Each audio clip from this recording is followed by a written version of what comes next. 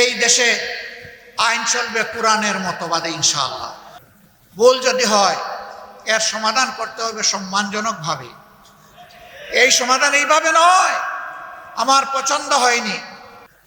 আল্লাহর দেওয়া আইনের এবং বিধানের ভিত্তিতে আমাদের প্রিয় দেশেও যদি সেই সমাজ ব্যবস্থা কায়েম হয়, ইনশাআল্লাহ তাআলা লাজিম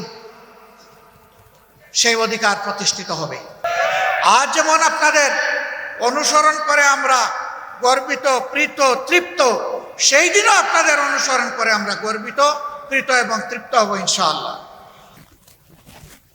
রাসূল করিম সাল্লাল্লাহু আলাইহি ওয়াসাল্লাম মহান রব্বুল আলামিনের পক্ষ থেকে দায়িত্ব পেয়ে মসজিদ গড়েছিলেন এবং মসজিদকে আল্লাহ তাআলার পছন্দ অনুযায়ী মর্যাদায় প্রতিষ্ঠিত করেছিলেন। রাসূল পাক সাল্লাল্লাহু আলাইহি সাল্লামের আলাদা কোনো পার্লামেন্ট ছিল না, আলাদা কোনো ক্যাবিনেট হাউস ছিল না, এবং আলাদা কোনো রাষ্ট্রপতির অথবা প্রধানমন্ত্রীর কোনো কার্যালয় ছিল না। সমস্ত দায়িত্ব আঞ্জাম দেওয়া হতো মসজিদে নববী থেকে। বিভিন্ন ধর্মের মতের মানুষ সারা বিশ্ব থেকে প্রতিনিধি নিয়ে তার কাছে এসেছেন। তিনি তাদের সকলের সাথে মিলিত হয়েছেন মসজিদে নববীতে। রাষ্ট্রের সকল কর্মকাণ্ডের পরামর্শ আহলে রায়দের সাথে করেছেন মসজিদে নববীতে। যুগের যতটুকু সময় মসজিদে নববী এবং মসজিদগুলোকে মর্যাদা দিয়ে চলেছে, আর এই মসজিদ কেন্দ্রিক যে সমাজটা দুনিয়ার যে অঞ্চলে ছিল, সেই সমাজই ছিল বিশ্বের ভালো সমাজ। আর রাসূল করিম সাল্লাল্লাহু আলাইহি সাল্লাম যে সমাজ মসজিদে নববীকে কেন্দ্র করে গড়ে তুলেছিলেন, সেই সমাজ সম্পর্কে আল্লাহ তাআলার পক্ষ থেকে তিনি সার্টিফাই করে গিয়েছেন, খায়রুল কুরুনি কারনি সুম্মাল্লাযীনা ইয়ালুনাহুম সুম্মাল্লাযীনা ইয়ালুনাহুম।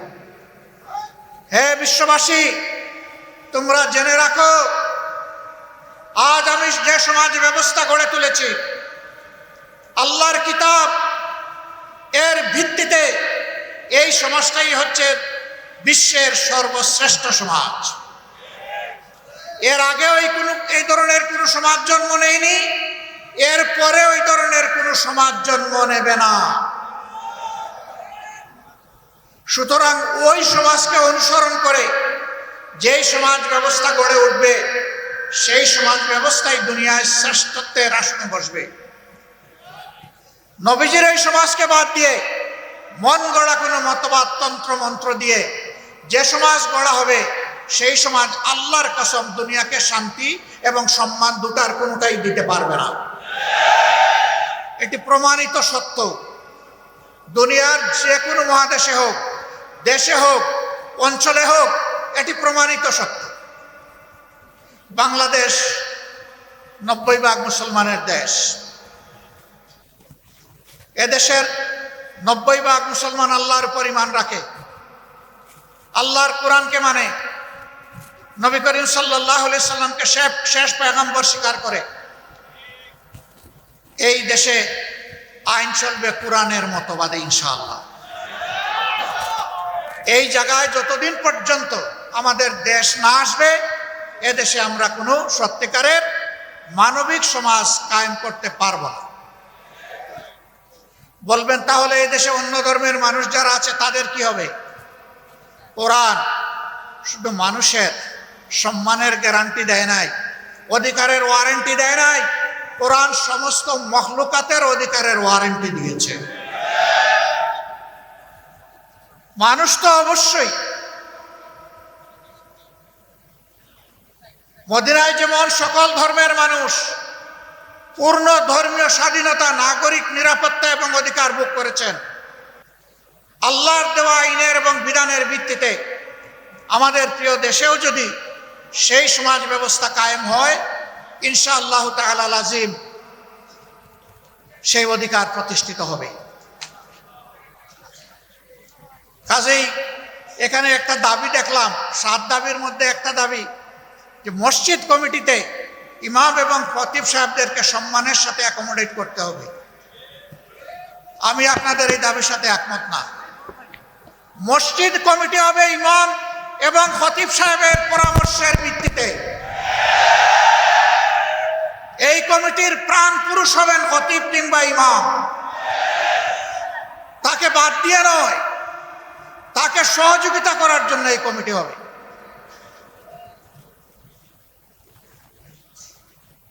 আপনাদের মর্যাদা কি ভাই? আমরা যখন জীবিত আপনারা ইমামতি করেন, আমরা পিছনে দাঁড়িয়ে যাই, আপনারা আমাদের ইমাম। আমরা যখন দুনিয়া থেকে বিদায় নেই তখনও আপনারা আমাদের ইমাম। শুধু ব্যতিক্রম এতটুকু, জীবিত অবস্থায় আপনাদের পিছনে দাঁড়াই, আর দুনিয়া থেকে চলে গেলে আমাদের লাশটা সামনে রেখে আপনারা দাঁড়ান। আপনারা হচ্ছেন ইমামুল হাইয়া ওয়াল মাইয়া, হায়াতেও ইমাম, মৌতেও ইমাম।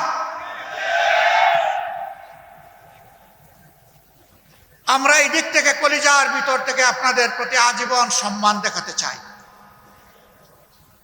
আমাদের ইমাম এবং খতিব সাহেবরা কারো করুণার পাত্র হবেন এটা আমরা দেখতে চাই না। সমাজের ফয়সালা মিম্বর থেকে আসবে ইনশাআল্লাহ। সেই ফয়সালাই মিম্বর মেনে নিবে। হ্যাঁ, খতিব এবং ইমাম সাহেবরাও মানুষ, তারাও ভুলের ঊর্ধ্বে নন, ভুল তো হতেই পারে। ভুল যদি হয় এর সমাধান করতে হবে সম্মানজনকভাবে।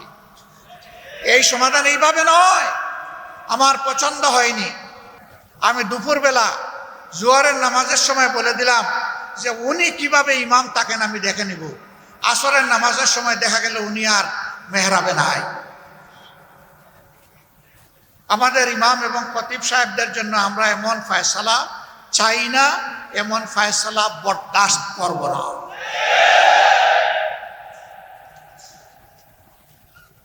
তাদেরকে তাদের পূর্ণ মর্যাদায় অধিষ্ঠিত করতে হবে। আপনাদের দাবিগুলা খুব ছোট, কিন্তু এত ছোট জায়গায় পড়ে থাকলে হবে না।